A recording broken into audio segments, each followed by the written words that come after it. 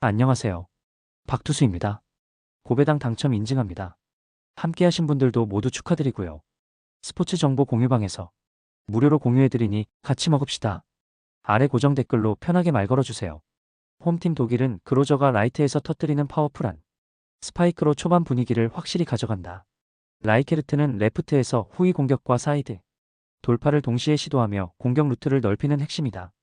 부르그레프는 미들 블로커로서 빠른 속공과 블로킹 타이밍을 책임지며 중앙 전개를 단단히 묶어준다. 레르스는 리시브 안정성과 후위 수비에서 중요한 고리를 형성해 긴 랠리 상황에서도 흔들림 없이 팀을 지탱한다. 또한 세터의 분배가 안정적이기 때문에 어느 포지션에서든 득점 전환이 가능하고 블로킹 라인과 수비 커버가 자연스럽게 맞물린다. 결국 독일은 강타, 속공, 블로킹, 수비 전환까지 전술적 완성도가 높은 팀으로 흐름을 쉽게 잃지 않는다. 원정팀 칠레는 보나치치가 레프트에서 과감한 강타를 시도하며 공격의 축을 담당한다. 알보르노즈는 라이트에서 빠른 템포 공격으로 변화를 주려 하지만 세터 조율이 흔들리면 범실이 반복된다. 아라베나는 미들 블로커로 중앙 속공과 블로킹에서 존재감을 드러내려 하지만 타이밍이 자주 어긋나 안정성이 떨어진다.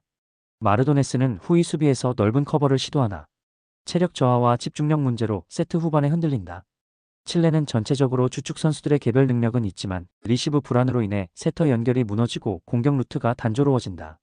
세트가 길어질수록 범실이 늘어나고 수비 라인과 블로킹 라인의 간격 유지가 무너지며 경기 흐름이 쉽게 흔들린다. 독일은 그로저와 라이케르트가 공격을 주도하고 부르그레프와 레르스가 중앙과 후위를 단단히 받치며 전술적 완성도를 끌어올린다. 반면 칠레는 보나치치 알보르노즈가 화력을 책임지지만 리시브 불안과 세터 전개 실패로 세트 후반 흐름을 잃는다. 결국 이 경기는 포지션별 안정감과 전체 전술 구조에서 독일이 칠레를 압도하며 승리를 가져갈 가능성이 높다. 홈팀 일본은 아웃사이드 히터 라인의 폭넓은 공격이 중심이다. 이시카와는 레프트 포지션에서 꾸준히 득점을 책임지며 강한 서브 리시브와 후위 공격으로 경기의 무게를 잡아준다. 마사키는 라이트 포지션에서 파워풀한 스윙을 기반으로 상대 블로킹 라인을 흔들고 빠른 백어택으로 변화를 만들어낸다. 오노데라는 미들 블로커로서 속공과 블로킹에 능하며 중앙에서 전술적 균형을 맞추며 경기의 흐름을 안정시킨다. 에빠데다는 후위 수비와 리시브 안정성에서 팀의 중요한 연결고리를 담당하며 세트 후반 집중력 유지에도 강점을 보인다. 특히 일본은 전체적으로 빠른 템포와 후위 커버가 유기적으로 이어져 긴 랠리에서 흔들리지 않고 세트가 길어져도 집중력을 놓치지 않는다. 그래서 일본은 포지션별 역할 분담이 명확하고 모든 공격 라인이 조화롭게 움직이는 전술적 완성도를 보여준다. 원정팀 캐나다는 라이트 포지션의 케트르진스키가 핵심 무기다. 그는 강력한 스파이크와 백어택으로 득점을 만들어내지만 리시브 라인이 흔들리면 세터와의 연결이 자주 끊긴다. 로그는 아웃사이드 히터로서 강한 스윙을 통해 라인을 공략하지만 범실 관리가 부족해 득점 효율이 떨어진다. 엘거트는 미들 블로커로 블로킹과 속공을 시도하지만 상대 세터 템포 변화에 흔들리며 타이밍이 자주 어긋난다. 메카시는 리베로 포지션에서 후위 수비와 리시브를 담당하지만 넓은 범위를 커버하는 데 한계가 있어 후반 세트에서 집중력이 무너진다. 캐나다는 전술적으로는 다양한 루트를 시도하지만 리시브가 흔들릴 경우 전술 응집력이 깨지고 결정적인 순간 범실이 누적된다. 결국 세트가 길어질수록 체력 관리와 수비 집중도에서 약점을 드러내며 강한 압박을 버티기 어렵다. 일본은 좌우 강타와 중앙 속공, 후위 수비까지 3박자가 고르게 맞춰진 전술적 응집력을 보여준다. 캐나다는 케트르진스키의 폭발적인 공격이 있더라도 로그와 엘거트의 범실, 메카시의 커버 한계가 겹치며 흐름을 이어가기 어렵다. 따라서 이 경기는 후반으로 갈수록 전술적 완성도와 집중력에서 앞서는 일본이 흐름을 장악할 가능성이 높다. 홈팀 슬로베니아는 우르나우트의 폭발적인 공격과 브라츠코의 안정적인 리시브를 통해 전체 전개를 매끄럽게 이끌어간다. 스탈레카르는 네트 앞에서 확실한 블로킹 타이밍을 가져가며 상대 속공 전개를 차단하는 데 강점을 보인다. 마롭트는 힘있는 오픈 공격뿐 아니라 후위에서 세터와의 빠른 템포 조율로 공격의 다양성을 높인다. 또한 아웃사이드와 미들 블로커 간의 전술적 합이 잘 맞아 떨어지면서 사이드 아웃 싸움에서 흐름을 주도한다. 무엇보다 세트 후반에도 블로킹 라인의 집중력과 리시브 안정성이 유지되면서 장기전에서도 쉽게 흔들리지 않는 강점을 지닌다. 원정팀 불가리아는 그로즈다노프의 강타와 타타로프의 중앙 속공을 중심으로 초반 기세를 끌어올린다. 아타나소프는 측면에서 빠른 스윙으로 위협을 가하지만 리시브 라인이 흔들릴 경우 세터와의 호흡이 어긋나며 공격 전개가 단순화된다. 페트코프는 순간적인 블로킹으로 존재감을 드러내지만 경기 시간이 길어질수록 커버 범위가 좁아지고 실책률이 높아진다. 특히 리시브 라인의 불안정은 후위 커버와 세컨드 볼 처리에까지 악영향을 끼치며 범실 증가로 이어지는 흐름을 만든다. 결국 불가리아는 초반 강타 의존도는 높지만 경기 후반 체력 저하와 리시브 불안정으로 안정적인 전개를 이어가기 어렵다. 슬로베니아는 우르나우트와 브라치코가 안정된 리시브를 책임지고 스탈레카르와 마롭트가 블로킹과 공격의 균형을 맞추며 흔들림 없는 구조를 만든다. 불가리아는 그로즈다노프와 타타로프의 공격 시도는 위협적이지만 아타나소프와 페트코프의 기복 있는 전개는 리시브 불안과 맞물려 흐름을 유지하기 어렵다. 결국 경기 후반 집중력과 전술 응집력에서 앞서는 슬로베니아가 주도권을 끝까지 지켜내며 승리를 가져갈 가능성이 높다. 홈팀 네덜란드는 레프트와 라이트를 통한 강타가 초반부터 위력을 발휘하며 상대 블로커를 양쪽으로 끌어내는 전개를 자주 활용한다. 세터는 빠른 템포 배분으로 중앙과 사이드를 동시에 가동하며 공격 루트가 다양하게 열리기 때문에 수비 예측을 어렵게 만든다. 센터진은 속공과 블로킹에서 강력한 압박을 가하며 전위와 후위 간격을 촘촘히 유지해 디그 커버를 안정시킨다. 후위에서는 수비 집중력을 유지하면서도 공격 전환 속도가 빠르며 긴 랠리 상황에서도 흔들림 없는 마무리 능력을 보여준다. 네덜란드는 강서부와 블로킹의 유기적 결합으로 상대 리시브 라인을 흔들고 흐름 전체를 자신들의 페이스로 끌고 갈 수 있는 팀이다. 원정팀 루마니아는 사이드에서 순간적인 득점을 만들어내지만 리시브 불안이 반복되면서 세터와 공격수 간의 호흡이 자주 끊긴다. 센터진은 블로킹에서 기동력이 부족해 상대의 속공을 제어하지 못하고 수비 간격이 벌어지며 빈틈을 허용한다. 후위 디그 라인은 커버 범위가 좁아 긴 랠리 상황에서 쉽게 흔들리고 범실이 연속적으로 발생하는 약점을 드러낸다.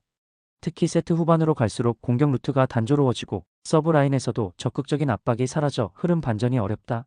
루마니아는 순간적인 강타로 분위기를 바꾸려 하지만 전체적인 전술 응집력이 부족해 결국 힘에서 밀리는 흐름을 보인다. 네덜란드는 강서부와 다양한 공격 루트를 통해 초반부터 주도권을 쥐고 세트 후반에도 집중력을 잃지 않는다. 센터진의 속공과 블로킹은 상대 공격을 제어하며 사이드 공격은 득점 루트를 다변화해 완성도를 높인다.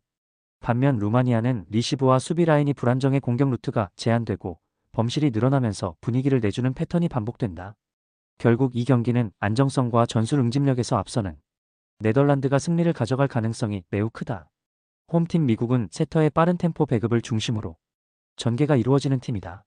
라이트 포지션의 강타가 초반부터 상대 수비를 흔들고 미들 블로커의 중앙 속공이 더해지며 공격 루트가 다채롭다.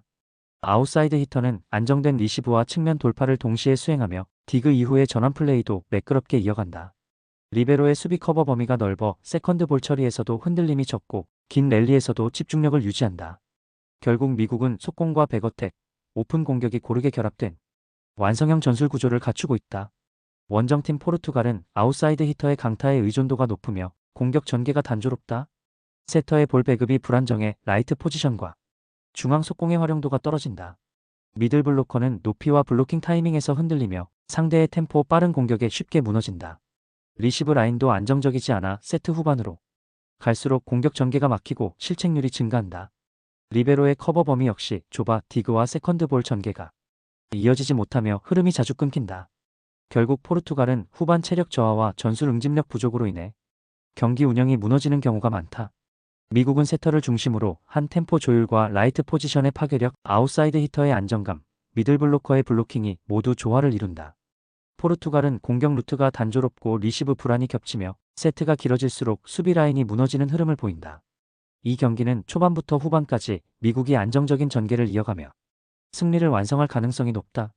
홈팀 폴란드는 라이트 포지션이 초반부터 강력한 스파이크를 몰아치며 분위기를 확실히 잡는다. 레프트 공격수는 후위와 사이드를 오가며 변화를 주고 상대 블로킹 간격을 흔들면서 공격 루트를 다양화한다. 미들 블로커는 빠른 속공과 정교한 블로킹 타이밍으로 중앙을 단단히 잠그고 세터는 템포 조절을 통해 전체 전개를 유기적으로 묶는다. 후위 라인은 안정적인 리시브와 디그로 긴 랠리에서도 끊김없는 흐름을 유지하며 수비 커버에서도 완성도가 높다. 특히 세트 후반에도 집중력이 유지돼 범실을 최소화하고 블로킹과 리시브 라인의 싱크가 맞물려 전술 응집력이 흐트러지지 않는다. 그래서 폴란드는 공격과 수비가 고르게 결합된 밸런스형 팀으로 세트가 길어져도 주도권을 쉽게 놓치지 않는다. 원정팀 카타르는 라이트 공격수가 폭발적인 스파이크로 득점을 노리지만 의존도가 지나치게 높아 전개가 단조롭다. 레프트는 측면 강타로 분위기를 반전시키려 하지만 리시브 흔들림이 생기면 세터와의 연결이 자주 끊긴다. 미들 블로커는 간헐적으로 블로킹 성공을 만들어내지만 속공 전개가 매끄럽지 않아 공격 루트가 쉽게 읽힌다. 세터는 리시브 안정성에 크게 좌우되며 볼 배분이 무너지면 라이트와 레프트의 공격 효율까지 떨어진다. 후위 수비는 커버 범위가 좁고 체력 소모가 빨라 세트 후반에 집중력이 급격히 저하된다. 결국 카타르는 리시브 불안과 범실 누적이 맞물려 세트 후반 반전 가능성이 희박한 구조를 드러낸다. 폴란드는 라이트와 레프트의 강타, 미들 블로커의 속공, 세터의 매끄러운 조율, 후위 라인의 안정까지 모든 전개가 자연스럽게 이어진다. 반면 카타르는 라이트와 레프트의 단조로운 공격 패턴과 리시브 불안으로 전개가 쉽게 흔들리고 세트 후반 범실이 반복된다. 결국 이 경기는 포지션 밸런스와 전술 응집력이 뛰어난 폴란드가 주도권을 끝까지 유지하며 승리를 가져갈 가능성이 높다.